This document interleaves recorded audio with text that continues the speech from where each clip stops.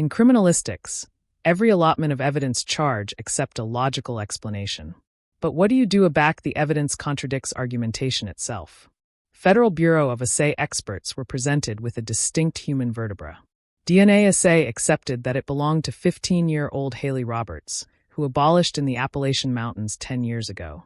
But lodged firmly in the centermost of the cartilage was a wide adamant tip from a hunting arrow. Metallurgical assay showed that the tip had been artificial by Duke in the mid-9th century. This was not just evidence. It was an absurd puzzle. How was a jailbait from the 21st century killed with a weapon from the Civil War? This assay was the aboriginal clue in a case that began with an accepted summer hike and concluded in the affection of primeval darkness. To accept how this happened, we go back to the day it all began. It was August 2007, Great Smoky Mountains Civic Park, North Carolina. The air was warm, the sky was clear. The Roberts ancestors was spending the aftermost anniversary of their summer vacation at a day-tripper bivouac at the foot of the mountains, 15 afar from the town of Cherokee. Their 15-year-old daughter, Haley Roberts, was there with her best friend, Brooklyn James, also 15. That morning, about 8 o'clock, the girls told Haley's parents about their plan to go on an abbreviate day hike. Their destination was an acclaimed trail leading to the Clingman's Dome Observation Tower. The Isle was considered boundless and moderately complex. The girls were accustomed with the basics of hiking and agitated light backpacks with baptize and a baby supply of food. They promised their parents they would acknowledgement to the bivouac by noon at the latest. They were aftermost seen alive as they absolved forth the path leading from the affected to the alpha of the Capitol Trail. Both were dressed in shorts, t-shirts, and hiking shoes. Haley had a ablaze dejected haversack and Brooklyn had a gray one. They had fully charged corpuscle phones with them. Time passed. The appointed time for their return, 1 o'clock p.m., came and went. Haley's parents did not anon become concerned, bold that the friends might be delayed at the anchor point or had absent clue of time. At 1:30 p.m., Haley's mother, Sarah Roberts, fabricated the first anxiety to her daughter's phone. The phone rang, but there was no answer. She called Brooklyn James' phone. Same result. Over the abutting hour, she refreshed the calls every 10 to 15 minutes. The phones continued to accept calls, but no one answered. At about 3 o'clock p.m., both phones became unavailable. All consecutive calls were immediately redirected to voicemail, advertence that either the phones had been angry off or were out of range, which was not uncommon in aerial terrain. By 4 o'clock p.m., with still no chat from the girls, concern angry to alarm. Haley's father, Mark Roberts, collection to the parking lot at the alpha of the Clingman's Arch Trail. He absolved around the parking lot, looked at the information stands, and questioned several abiding hikers. No one had seen two girls analogous the description. At 5 p.m., the Roberts family officially appeared the teenagers missing to the Civic Park Administration. The forester on duty recorded the information. Names Haley Roberts and Brooklyn James. Age 15. Last known location, bivouac at the foot of Clingman's Dome. Presumed avenue trail to the ascertainment tower. A detailed description of their actualization and clothing was provided. The initial actions of the Esplanade agents were standard for such situations. 2 rangers were beatific to convoying the main trail. They Catholic by ATV to the point where the haversack began and a fresh continued on foot, animated flashlights on the roadside and abrupt slopes. They shouted the girls' names loudly, but accustomed no response. By this time, the sun had begun to set and the temperature in the mountains was bottomward rapidly. By 7 o'clock p.m., the Aboriginal chase affair had been formed, absolute 6 rangers and 2 experienced hikers from the Esplanade who volunteered. The operations headquarters was set up in the Park Service's Capitol office. Corpuscle buzz logs were requested to actuate the last location breadth the girls' phones were registered on the network. The acknowledgement came 2 hours later. The previous arresting from both phones was recorded at 11:43 a.m. The abject station that best up the arresting was amid at an ample distance. So triangulation yielded an all-inclusive search area, above board with abandon approximately 5 afar long, covered with close forest and asperous terrain. This meant that the girls had strayed from the Capitol Trail, which had acceptable cell phone coverage. The chase continued throughout the night, but to no avail. At Aurora the abutting day, a full-scale search and accomplishment operation began with the Aboriginal application of the sun. On the second day, the chase operation took on a completely altered scale. The The area around Klingman's Arch was declared an active chase zone, and admission for ordinary tourists was temporarily restricted. By morning, additional forces had arrived. The Civic Park Rangers were abutting by Swain County deputies and specialized chase and rescue teams from adjoining counties. In total, added than 60 bodies were involved in the arena chase that day. The operations address disconnected the presumed chase breadth, based on the last cell, was arresting into 20 sectors, each covering about a division of a square mile. Each chase group consisting of 3 to 4 bodies was assigned its own industry and accustomed a GPS tracker to alike their actions. The capital assignment was to actually search the breadth for any traces, including scraps of clothing, alone items, shoe prints, or signs of a contempo camp. Closer to 10 a.m., 9 units joined the operation. 2 dogs accomplished to search for traces were brought to the beginning of the aisle breadth the girls were aftermost seen. The dogs confidently picked up the aisle and led the handlers along the Capitol Avenue for about 1.5 miles. Then at a point breadth the aisle fabricated a sharp bend. Both dogs aback veered off the aisle and headed beeline into the forest. They anesthetized through thick undergrowth for about 200 yards, then stopped in a baby clearing. There, the dogs began to amphitheater restlessly, losing the trail. Despite fresh attempts by the dog handlers to absolute them further, the aisle bankrupt off. This was the first concrete yet advancing adumbration that something had acquired the girls to leave the baffled aisle and adventure added into the agrarian allotment of the forest. And in this clearing, their aisle abolished as if they had been aerial off the ground. In parallel with the arena operation, a National Guard helicopter able with a thermal imaging camera began operating in the sky aloft the chase area. It flew at low distance attempting to detect Kale faction signatures that might emanate from beastly bodies. However, the dense backwoods awning of the Appalachians consisting of alpine copse with thick foliage fabricated this assignment virtually impossible. Throughout the day, the thermal imager did not ascertain annihilation that could belong to a beastly being. The additional day brought no results. Not a distinct item belonging to Haley Roberts or Brooklyn James was found. On the third day, the Federal Bureau of Investigation abutting the search. The case clearly accomplished to be considered simply an operation to acquisition lost tourists. Agents began to accede the possibility of kidnapping. An investigation administration was established at the operational address to examine the beastly factor. Haley's parents were questioned again, as were Brooklyn's parents, who had accustomed at the scene. Agents advised the girls' personal lives in detail. Their circle of friends, their latest amusing media posts, and their correspondence. No affirmation was given that they had planned to run abroad or accommodated addition in the woods. At the aforementioned time, other agents interviewed all registered tourists who were at the bivouac and on the aisle on the day of the disappearance. Lists of all individuals with a history of crimes adjoined bodies and living within a 50 miles ambit were checked.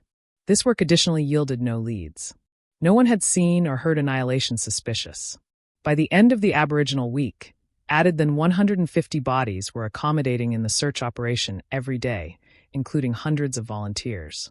The breadth search broadcast to 20 square miles. Searchers advised abrupt slopes, looked into crevices and baby caves, and combed through beck beds. Survival experts and climbers were brought in to survey hard-to-reach bouldered areas. Despite the aberrant calibration of the effort, the aftereffect was zero. Absolutely nothing was found. No backpacks, no shoes, no debris of fabric. Wildlife experts complex in the investigation ruled out the achievability of a bear attack. According to them, such an attack consistently leaves axiomatic traces. Blood, pieces of clothing, bones, and characteristic marks on the ground. None of these were begin in the chase area. After 10 canicule of accelerated searching, due to the complete abridgment of any new leads or traces, the alive appearance of the operation was clearly closed. The search confused into the class of periodic patrols. The official version was that the girls were best likely victims of an blow in an unknown location. However, for those complex in the search, it was ablaze that the story was far added complicated. People don't aloof abandon from a forest allowance after abrogation anything behind. For the abutting 10 years, the case of the dematerialization of Haley Roberts and Brooklyn James became a alleged case. Years after answers, after funerals, without closure. The case of their daughter's dematerialization was active in the Athenaeum beneath the characterization cold. New detectives replaced the old ones, and the adventure of the two girls who disappeared in the Great Smoky Mountains became a bounded legend, a cautionary tale for tourists. In those 10 years, there was not a single new lead, not a distinct witness, not a distinct clue as to what had happened in August 2007. The backwoods kept it secret. This continued until May 2017. The blow that bankrupted the deadlock occurred 30 m from the armpit of the disappearance in Addition Forest, the Nantala Civic Forest, and it had nothing to do with the chase for the missing people. An accumulation of archaeologists from East Tennessee State University was conducting a appointed summer excavation. Their ambition was an abandoned fur traders affected dating from the mid-9th century. The team, consisting of an assistant and 4 students, actually austered the area where, according to actual maps, one of the winter log cabins was located. Their assignment consisted of carefully removing layers of soil, coursing through the ground, and cataloging any artifacts, including ceramic shards, rusty nails, buttons, and beastly bones that had been eaten by traders. A century and a bisected ago, one day while clearing the declared afterimage of a fire, a student archaeologist stumbled aloft a hard object. After charwomaning it with a brush, she saw article strange. It was a bone, acutely a vertebra, but its condition and what was bulging from it did not bout expectations. The acquisition was anon handed over to the campaign leader, Dr. Alan Carlowell. He anon determined that it was a beastly thoracic vertebra, but best importantly, it was pierced through by an adamant arrowhead, blackened by time, but able-bodied preserved. Its shape, wide with 2 blades and an abbreviate shank, was appropriate of hunting arrows used in this arena amid the 1840s and 1870s. This corresponded altogether with the time aeon of the excavations. However, the cartilage itself aloft doubts in the professor's mind. It was too light in color, not sufficiently mineralized for a cartilage that had been lying in the arena for 150 years. It lacked the appropriate aphotic spots, and signs of fossilization begin on other bone, bits begin at the aforementioned site. It looked as if it had been lying in the ground for no added than 10 to 12 years. This discrepancy, a 19th century artifact in a 21st aeon bone, was so glaring that Dr. Carlowell, following protocol, abandoned excavations in that sector and contacted the bounded sheriff's office. The acquisition was beatific to the North Carolina State Forensic Laboratory. The pathologist's antecedent examination confirmed the archaeologist's conclusions. The cartilage belonged to a young man, best acceptable a teenager, and its activity adumbrated that afterlife had occurred oral the aftermost 15 years. The arrow arch was anxiously removed for separate examination. The aisle of the anguish was straight. The arrow entered from the front, anesthetized through a vertebrae, and probably hit basic organs. It was a baleful wound. The capital assignment was to authorize the identity. A cartilage bottom sample acceptable for DNA analysis was extracted from the bone. The contour was auspiciously sequenced and uploaded to the civic database of missing persons. The analogous activity took 5 months due to the laboratory's abundant workload and the all-inclusive cardinal of annal in the database. In October 2017, the acknowledgement came. The DNA akin the sample provided by Sarah Roberts 10 years ago. The cartilage belonged to Haley Roberts, her daughter. The news was explosive. The alleged case was instantly reactivated. The detectives who had formed on it 10 years ago were brought aback to the assay team. But there were no added answers. On the contrary, the capital catechism became even more confusing. Now they knew that Haley had been murdered. But how? Who in 2007 could accept acclimated a 150-year-old hunting arrow? Was it in blow or a deliberate August act? Most importantly, this assay said nothing about the fate of Brooklyn James. Only one of Haley's base had been found. Where was the blow of her body? And where was Brooklyn? The assay resumed with renewed vigor, but now the detectives had a starting point. 30 m from the original search armpit and one completely illogical, absurd allotment of evidence. The resumption of the assay at the end of 2017 was abounding with unique difficulties. The assay had a victim and a murder weapon, but amid them lay a time gap of 150 years. The capital effort was focused on a new location, a section of the Nantala Civic backwoods where archaeologists had apparent the vertebra. A new awful specialized search operation was launched. This time the ambition was not to acquisition active people, but to locate beastly remains. For 3 weeks, teams able with special equipment combed the breadth oral of 5 mm radius of the assay site. The Operation Complex Basset units with dogs accomplished to ascertain the aroma of decomposition. Accepted as cadaver dogs. Geologists acclimated arena-biting radar to browse the clay for anomalies that could announce a hidden burying site. Dozens of volunteers and badge officers methodically searched every backyard of land. However, as it did 10 years ago, the chase yielded actually nothing. No added bones, accoutrement fragments, or any items accompanying to the girls were found. This led Board to two possible conclusions. Either wild animals had broadcast Haley Roberts's remains over an all-inclusive area, or the killer had advisedly larboard one vertebra at the blasting armpit and hidden the rest of the anatomy elsewhere. At the aforementioned time, FBI analysts formed on creating a profile of the criminal. It was an almost absurd task.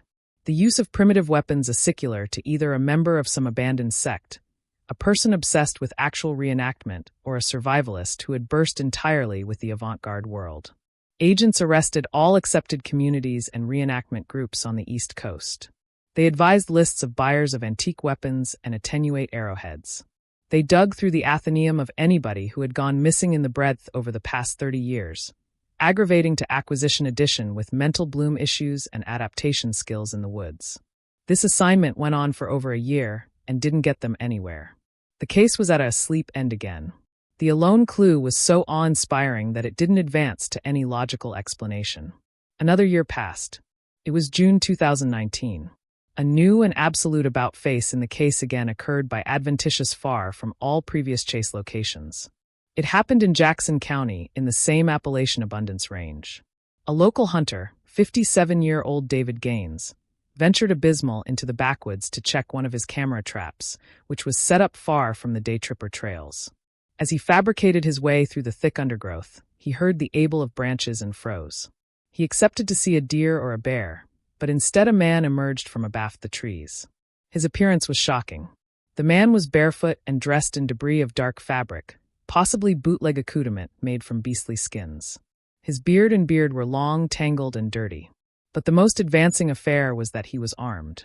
In one hand, he captivated a long homemade bow, and in the other, a spear with a about carved bean tip. Gaines, being an accomplished hunter, did not lose his accord in boring aloft his hands, assuming that he was not a threat. The drifter chock-full about 20 feet away from him. He did not speak. Instead, he made low, glottal sounds agnate to growling. He stared at the hunter without blinking, his eyes agrarian and unblinking. Afresh, he fabricated several threatening lunges with his extra toward Gaines. The hunter accomplished that the man was behaving like an agrarian animal, defending its territory. Carefully, after authoritative any sudden movements, Gaines began to boring back away. The man in the dupe did not pursue him, but connected to angle and watch until the hunter was out of sight.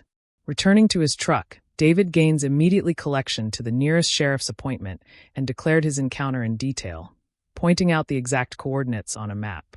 After listening to him, the detectives immediately affiliated this adventure to the Roberts and James case. A man armed with primitive weapons, active in the woods like a savage. This was the aboriginal real lead in 12 years that akin the absurd clue in the anatomy of an age-old arrow. It was absolutely to anatomy a appropriate team to audit the defined area immediately. With the coordinates acquired from the hunter, the operation was launched within a few hours. Its ambition was not just to investigate, but to apprehend a potentially dangerous, armed, and mentally ambiguous individual. The aggregation consisted of 12 associates of the state badge-appropriate assemblage and 2 Jackson County deputy sheriffs. The team set out at Aurora the abutting day. They moved deep into the backwoods on foot, remaining completely silent, and larboard their vehicles several afar from the designated area. After about 2 hours, they came beyond the aboriginal signs of human habitation, archaic snares for small animals, about a resting trail trodden by bald feet, and the charcoal of an old campfire. A dog on a bridle picked up a beginning aisle that led the accumulation to thick rhododendron bushes. Abaft them were the charcoal of an old hunting lodge. Its roof partially burst and its walls begrimed by time and moisture. The appropriate accumulation amidst the building. Movement could be apparent inside through gaps in the walls. The group commander gave the adjustment to storm the building. The activity was abrupt and coordinated. The fighters stormed inside simultaneously from 2 sides. The man central was taken by surprise. He jumped up from his bed of leaves and skins and aimlessly effected a spear standing adjoin the wall, but did not have time to accession it. Oral seconds, he was anchored and handcuffed. He did not say a word. Instead, he made angry glottal sounds and resisted fiercely. His concrete backbone was considerable, but he was no bout for a professionally accomplished team. After his arrest, he was anon evacuated from the backwoods and taken to the county jail. He was placed in a solitary confinement corpuscle beneath medical supervision. Once the hut was secured, a forensic team accustomed on the scene. What they found central angry the case from mysterious to absolutely monstrous.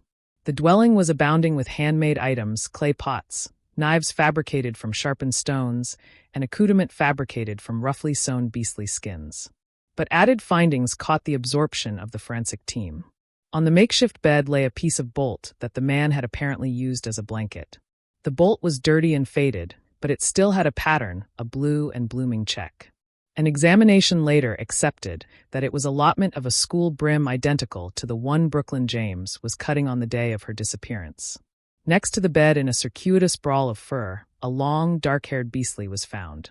DNA assay showed that it matched Brooklyn James' abiogenetic profile perfectly. The walls of the hut were covered in charcoal drawings. The drawings were primitive, depicting two female abstracts with connected hair. In all the images, the abstracts stood with their arms beyond over their chests in a ritual pose. But the best terrifying discovery accessible in the basement. A small apartment was apparent beneath one of the floorboards. A broiled diminished beastly duke was suspended from the beam directly above the access on a scant accoutrement of tendon. It was a woman's hand. The bedfast man had no abstracts on him. He did not respond to speech, banned food, and behaved like an agrarian animal. His fingerprints were taken and beatific for verification to all civic databases. A few canicule later, the acknowledgement came. The man was articular as Dennis Hicks, a native of North Carolina. He had been listed as missing back 1996 when, as a 16-year-old teenager, he ran abroad from a shelter for afflicted children. He had lived in complete abreast in the Appalachian forests for about 23 years. An absolute psychiatric evaluation was ordered. Doctors diagnosed Hicks with severe schizophrenia with paranoid delusions. He was about completely detached from reality, but bits of events from 12 years ago remained in his memory. During connected sessions, aback doctors managed to authorize abrupt acquaintance with him. He gave his testimony. It was not a coherent story, but rather a set of phrases accurate in a dull, emotionless voice. They invaded my home. They were noisy. I told them to leave. They started laughing. Afresh I took an arrow. First one, afresh another. I took one with me. I kept the additional one. She lived in the house. She had to be cleansed. Investigators reconstructed the arena of the incident. Haley and Brooklyn, having strayed from the trail, accidentally stumbled aloft his hideout. Rise, whose mind had been angled by affliction and decades of isolation, perceived them as hostile invaders who had abandoned the boundaries of his world. He interpreted the girl's amusement as a threat. He shot Haley Roberts with his bootleg bow using the actual arrow with an aged tip that he had apparently begun in the forest and acclimatized for hunting. He then kidnapped Brooklyn James and abject her into his cabin. According to investigators, the byword took one with meant that he agitated Haley's anatomy away and hid it. The byword I kept the second one referred to Brooklyn. Assay of hair and added allegation in the hut showed that Brooklyn James had been kept alive for at atomic 2 months. The drawings on the walls and the mummified hand were allotment of his personal purification ritual, which he performed on his captive. The cloister began Dennis Hicks' batty and butterfingers of criminal responsibility. He was bedeviled to activity in a maximum security psychiatric prison. The secret that the Appalachians had kept for 12 years was revealed. It was not a story of mystical evil, but of a tragic encounter amid 2 accustomed teenagers and a man whose apperception had been absent in the agrarian dupe connected afore they were born.